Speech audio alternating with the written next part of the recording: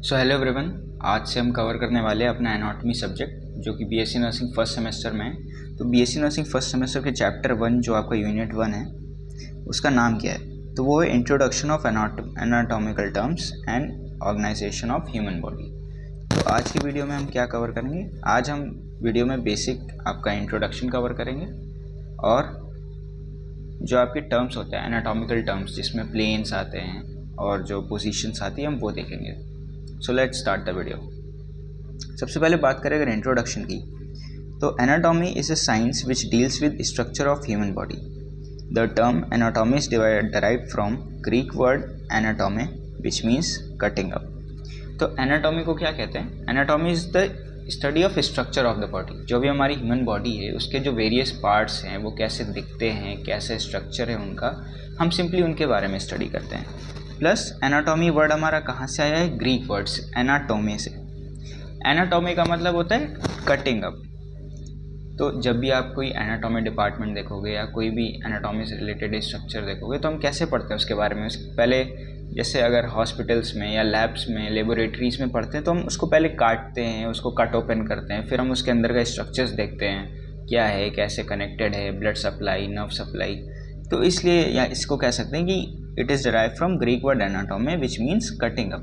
मतलब कि हम काट के ओपन करके किसी चीज़ के स्ट्रक्चर की स्टडी करते हैं। ये हो गया हमारा सिंपली एनाटॉमी का मतलब कि anatomy is the science which deals with structure of the human body. Now coming to the division of anatomy. तो एनाटॉमी को डिवाइड किया गया है सबसे पहले ग्रॉस कह लीजिए, कैडावेरिक कह लीजिए या मैक्रोस्कोपिक एनाटॉमी। इसमें क्या है? The study of the structure of human body by cadaveric dissection dead bodies with the naked eye. Dead body को क्या कहते हैं? कैडेवर कहते हैं। जो भी हमारे डेड बॉडीज़ प्रेजेंट होती हैं हमारे हॉस्पिटल्स, लेबोरेटरीज़ में, उनको कैडेवर कहते हैं। तो the study of structure of anatomy, जब हम एनाटॉमी की स्टडी करते हैं with the help of any cadaver या डेड बॉडी तो उसको कहते हैं ग्रॉस, कैडेवरिक या macroscopic anatomy. It can be studied by region such as upper, lower limbs, thorax, abdomen, head and neck and the brain और by system। तो हम इसकी स्टडी कैसे करते हैं? या तो अपर लोअर लिम्स की स्टडी कर ली, या जो थोरैक्स है आपका थोरैक्स सेक्शन उसकी स्टडी, एब्डोमेन की स्टडी, हेड एंड नेक की स्टडी, या अंदर चले गए ब्रेन के स्ट्रक्चर की स्टडी, तो वो हो गया हमारा कैडेवरिक एनाटॉमी में। या हम कैसे सिस्टम वाइज स्टडी कर सकते हैं? जैसे हमारी बॉडी में आपको पता है कई सारे सिस्टम्स होते हैं, जिसमें से आपका दिया हुआ है स्केलेटल सिस्टम की study, muscular, nervous, respiratory, digestive, reproductive, endocrine.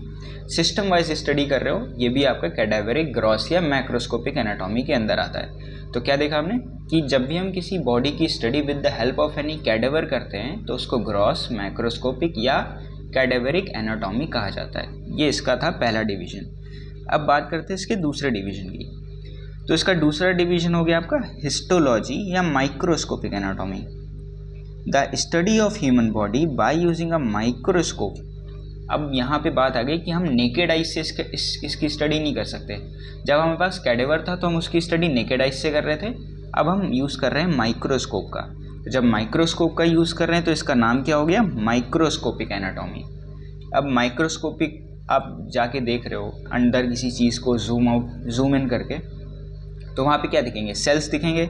Sales की स्टडी हिस्टोलॉजी। तो इसको हमने हिस्टोलॉजी भी कहा, माइक्रोस्कोपिक एनाटॉमी भी कह दिया। उसके बाद आता है तुम्हारा एम्ब्रायोलॉजी, डेवलपमेंटल एनाटॉमी। इसमें क्या है? Study of growth and development of human body from fertilisation through birth. अब एम्ब्रायो का मतलब सबको पता है। एम्ब्रायो कब बनता है? जब फीमेल और मेल गैमेट्स फ्यूज़ करते हैं, फर्टिलाइजेशन होता है, फिर जाइगोट बनता है, उसके बाद एम्ब्रायो बनता है। तो सिंपली आप इसी से पता लगा सकते हो कि जब हम किसी ह्यूमन बॉडी की स्टडी कर रहे हैं from the formation of the embryo till the birth, तो वो होगी हमारी एम्ब्रायोलॉजिकल एनाटॉमी। तो क्या क्या देखा हमने?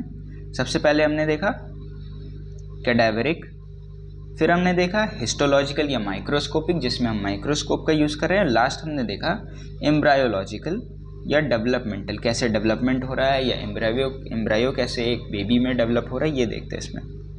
अब इसके अंदर भी कई टाइप्स होते हैं, जैसे surface anatomy, radiologic, living, genetic, applied, ये सारी होती है। Now coming to introduction of anatomical terms. अभी हमने क्या पढ़ा, एनाटॉमी के जो डिविजन्स थे, जिसमें कैडेवरिक पढ़ा, डेड बॉडी। सेकंड हमने पढ़ा माइक्रोस्कोपिक, जिसको हिस्टोलॉजी भी कहते हैं, उसमें हम सेल्स के बारे में स्टडी कर रहे हैं, माइक्रोस्कोप का यूज़ कर रहे हैं। जो कैडेवरिक थी उसमें नेकेड आइज से हम कर ले रहे थे। उसके बाद तीसरा हमने पढ़ा था डेवलपमेंटल या एम्ब्रायोलॉजिकल, जिसमें हम एम्ब्रायो टू बेबी के बर्थ तक की जितना भी जो डेवलपमेंटल फेज होता है उसकी स्टडी कर रहे थे। अब आते हैं इंट्रोडक्शन टू एनाटॉमिकल टर्म्स। सबसे पहले एनाटॉमिकल पोजीशन क्या होती है, ये डेफिनेशन बहुत इंपॉर्टेंट होती है हमारे लिए जानना। तो the position in which a person is standing straight with eyes looking forward, upper limbs by the sides, face and palm of the hands directed forward and both feet together। फिर से देखते हैं एनाटॉमिकल पोजीशन क्या होती है। Person is standing straight with eyes looking forward, जैसे ये body है, ये बॉडी कैसी है, person is standing straight, eyes कहाँ फोकस कर रही हैं, सामने देख रही हैं आके, ना लेफ्ट ना राइट, हमें सामने देखना है। लुकिंग फॉरवर्ड, उसके बाद upper limbs by the sides, जो अपर लिम्स होते हैं यानी कि ये हमारे हैंड्स कहाँ रहेंगे, आपके साइड में रहेंगे, दोनों हैंड्स आपके बॉडी के साइड में रहेंगे, हेड स्ट्रेट रहेगा, आइज फॉरवर्ड देखेंगे। Face and palm of the hand directed forwards, क्या है, जो हमारा फेस है और जो हमारा पाम है वो फॉरवर्ड की ओर होना चाहिए, फॉरवर्ड डायरेक्शन में। जैसे इसमें दिखाया गया कि जो तुम्हारा फेस है और जो तुम्हारे पाम का डायरेक्शन है, पाम का डायरेक्शन ऐसे नहीं है, पाम का डायरेक्शन ऐसे रहता है नीचे, plus hand directed forwards and both feet together, और जो दोनों फीट हैं वो साथ में होने चाहिए। फिर से देखते हैं, अब कंपेयर करते हैं डायग्राम के साथ, ठीक है। सबसे पहले a person is standing straight with eyes looking forward, person is standing straight with eyes looking forward, upper limbs by the sides, जो upper limbs होंगे वो हमारे sides में होंगे, face and palm of the hand directed forwards, जो face है और जो हमारा palm है वो directed होगा forwards, and both feet together, और जो दोनों feet हैं वो साथ में रहेंगे। ये होती है हमारी anatomical position। अब anatomical position हमने define क्यों की थी, actually it is the position used universally. आप ओवरऑल वर्ल्ड में आप कहीं भी एनाटॉमिकल पोजीशन बोलोगे वो आपको यही बताएंगे। तो हमने क्या किया, यूनिवर्सल डेफिनेशन दे दी एनाटॉमिकल पोजीशन की। जब हम कहीं भी एनाटॉमी स्टडी करेंगे और अगर हम कहेंगे एनाटॉमिकल पोजीशन तो वो क्या होगी, सेम चीज़। जो चीज़ इंडिया में एनाटॉमिकल पोजीशन है वही जापान में, चाइना में, अमेरिका में, हर जगह एनाटॉमिकल पोजीशन सेम है। So that's why it is the universal definition of anatomical position. Now coming to next part, palmar and dorsal surface। बहुत सिंपल सी चीज़ है, ये आपका हैंड है। If something is pointed towards the away from the palm like this, means जैसे palm की side है और कोई अवे फ्रॉम द पाम जा रही है तो वो पामर साइड होता है। अगर आपके डॉर्सम की साइड है यानी कि आपके हाथ का उल्टी साइड या पाम के ऑपोजिट साइड कह लो तो वो होता है डॉर्सल। तो अगर पाम से अगेंस्ट है तो पाल्मर साइड और डॉर्सम से अगेंस्ट है तो डॉर्सल साइड। प्लस ये हमने यहाँ पे डिस्टल और प्रॉक्सिमल लिखा हुआ है। इसका मतलब क्या होता है, मान लीजिए आपकी बॉडी का हमने कोई पॉइंट लिया, ठीक है, मान लीजिए ये आपका एक हैंड है और हमने ये पॉइंट लिया, तो जो एरिया आपकी बॉडी से अवे होगा वो डिस्टेंट होगा, जिसको हम डिस्टल कहेंगे, और जो पार्ट आपका बॉडी के पास होगा ये साइड, इसको हम प्रॉक्सिमल कहेंगे, ठीक है। जो चीज़ बॉडी के ज़्यादा पास है वो प्रॉक्सिमल है, जो दूर है वो डिस्टल है। इसको भी हम आगे देखेंगे और डिटेल में। अभी पाल्मर और डॉर्सल क्लियर हो गया कि जो चीज़ पाम की साइड है वो पामर है, जो चीज़ डॉर्सम की साइड है वो डॉर्सल है। Now coming to proximal and distal, ठीक है। इसके बाद क्या आएगा, proximal and distal. Proximal distal, for example this is a body और हमने एक ये पॉइंट ले लिया, तो ये हमारी बॉडी है, बॉडी से अगर हम दूर जा रहे हैं तो ये तुम्हारा डिस्टल साइड हो गया, अगर हम इधर कहीं की बात करें तो तुम्हारा प्रॉक्सिमल साइड हो गया। इसको हम रिलेटिव में भी स्टडी करते हैं, जो अभी आगे बहुत अच्छे से डिटेल में आने वाला है। बाकी ये सारी पोजीशंस होती हैं। फॉर एग्जांपल ये एक बॉडी है, तो ये इसका राइट है, ये इसका लेफ़्ट है। ये प्रॉक्सिमल हो गया, बॉडी के नियरर है, और ये डिस्टल हो गया क्योंकि ये बॉडी से अवे है। मीडियल क्या होता है, जो बॉडी के मिड लाइन में प्रेजेंट होता है। लेटरल क्या होता है, side of the body lateral होता है। प्रॉक्सिमल सेम चीज़, जैसे हमने ये अपर लिम्ब में देखा, जैसे हमने यहाँ अपर लिम्ब में प्रॉक्सिमल डिस्टल देखा, वैसे लोअर लिम्ब में ये देखिए बॉडी के पास है तो प्रॉक्सिमल है, बॉडी से अवे है तो डिस्टल है। बस यही रहता है। और अगर ऊपर है बॉडी के ऊपर अपर पार्ट्स में है तो सुपीरियर, और लोअर पार्ट्स में है तो इन्फीरियर। अगर फ्रंट में है तो एंटीरियर, अगर बैक साइड है तो पोस्टीरियर या डॉर्सल, और आगे है तो एंटीरियर या वेंट्रल। अगर अपर साइड है तो क्रेनियल या कॉर्डल, सुपीरियर का हो चाहे क्रेनियल का हो, कॉर्डल का हो चाहे इन्फीरियर का हो। प्रॉक्सिमल, डिस्टल, ये सारी चीज़ें अभी आगे और डिटेल में आने वाली हैं। उसके बाद पोजीशन की बात करें तो पाल्मर, डॉर्सल अभी तक हमने हैंड्स में देखा था, अब हम फीट्स में देख लेते हैं। फीट में क्या है, जो आपका नीचे का सरफेस होता है वो प्लांटर साइड होता है, इसको पाल्मर साइड भी कह सकते हो। और जो ऊपर का एरिया होता है, जो डॉर्सल की साइड होता है, वो आपका डॉर्सल साइड होता है, डॉर्सल सरफेस कहा जाता है। सुपाइन पोजीशन क्या होती है, सुपाइन पोजीशन ऐसी पोजीशन जिसमें इंसान अपनी बैक पे लाई करता है, हेड चेस्ट कैविटी सब अपवर्ड के डायरेक्शन में पॉइंट आउट करती है। और प्रोन पोजीशन क्या होती है, प्रोन पोजीशन ऐसी पोजीशन जिसमें इंसान अपने जो फ्रंट का हिस्सा होता है, जैसे थोरैक्स, स्टमक या एब्डोमेन की साइड लाई करता है और बैक आपका अपवर्ड होती है, तो वो होता है आपका prone position. It is just opposite to the supine position. Now coming to lithotomy position. Lithotomy position क्या होती है, आप अपनी बैक पे लाई करते हो और आपका जो नीज और लेग्स होते हैं वो फ्लेक्स रहते हैं। एनाटॉमिकल प्लेन्स, पहले डायग्राम देखते हैं, उसके बाद अभी नीचे थ्योरी आएगी। तो सबसे पहला है सजाइटल प्लेन, दूसरा है फ्रंटल प्लेन, तीसरा है ट्रांसवर्स प्लेन। तो सबसे पहले ट्रांसवर्स को हटाते हैं क्योंकि सबसे ईजी होता है। ट्रांसवर्स प्लेन क्या होता है, जो आपकी बॉडी को अपर एंड लोअर पार्ट में इक्वली डिवाइड कर दे, ये होता है आपका ट्रांसवर्स प्लेन। फॉर एग्जाम्पल ये हमारी बॉडी थी, इसको हमने इस पार्ट में अगर डिवाइड किया तो ये हो गया आपका ट्रांसवर्स प्लेन, जो अपर और लोअर पार्ट में बॉडी को डिवाइड करेगा। सजाइटल प्लेन क्या होता है, सजाइटल प्लेन लेफ्ट और राइट में डिवाइड करता है। फॉर एग्जाम्पल ये हमारी बॉडी है, बहुत गंदी ड्राइंग है मेरी, तो जो सजाइटल प्लेन होता है वो ऐसे डिवाइड करता है बॉडी को, ठीक है। From mid line left and right parts में डिवाइड कर रहा है तो ये सजाइटल है, और अगर अपर एंड लोअर पार्ट्स में कर रहा है तो ये ट्रांसवर्स है, ठीक। फ्रंटल क्या करता है, फ्रंटल के लिए हम लेटरल व्यू लेते हैं मान लीजिए बॉडी का। तो जो फ्रंटल होता है वो बॉडी को फ्रंट और बैक में डिवाइड करता है। फॉर एग्जांपल अगर मान लीजिए साइड व्यू लें हम किसी का, ये हमने ले लिया side view of a person, ठीक है, ये उसके पैर हैं, उसके हाथ। तो अगर हम ये साइड से किसी बॉडी को डिवाइड करेंगे